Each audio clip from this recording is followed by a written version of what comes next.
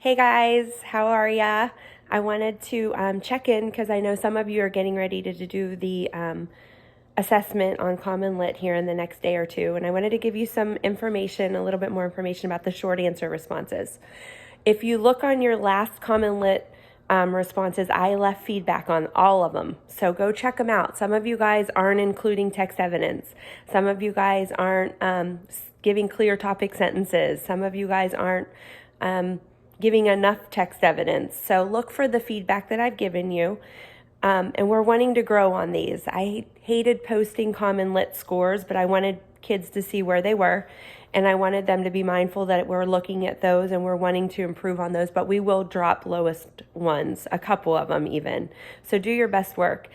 This week's Common Lit has 2 short answer responses. So if you look at number 6, it asks you about the contrasting points of view between what you're seeing as you read the text and what Billy's kind of seeing. And if you think about it, Billy's a little naive.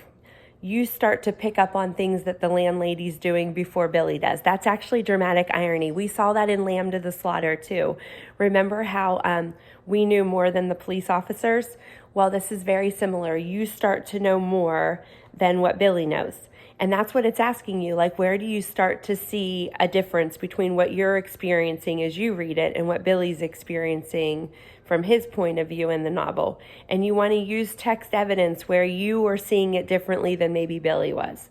Question 7 asks about how the narrator's physical descriptions of the landlady start to shift. And you know what the word shift means, when it starts to move a little bit or change a little bit. So if you look at that, and we've already done some work with this stuff in our with our assignments. So I think you've already pulled text evidence for both of these questions. So go use what you've already done in those characters, in that characterization assignment.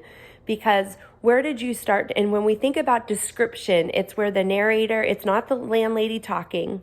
It's not Billy's reactions. It's the narrator telling us either what that landlady was doing, what she looked like. So it's the description part of that. That's the technique. If you think about Lucy Calkins' talk, we talk about what technique and what was the aim or the goal.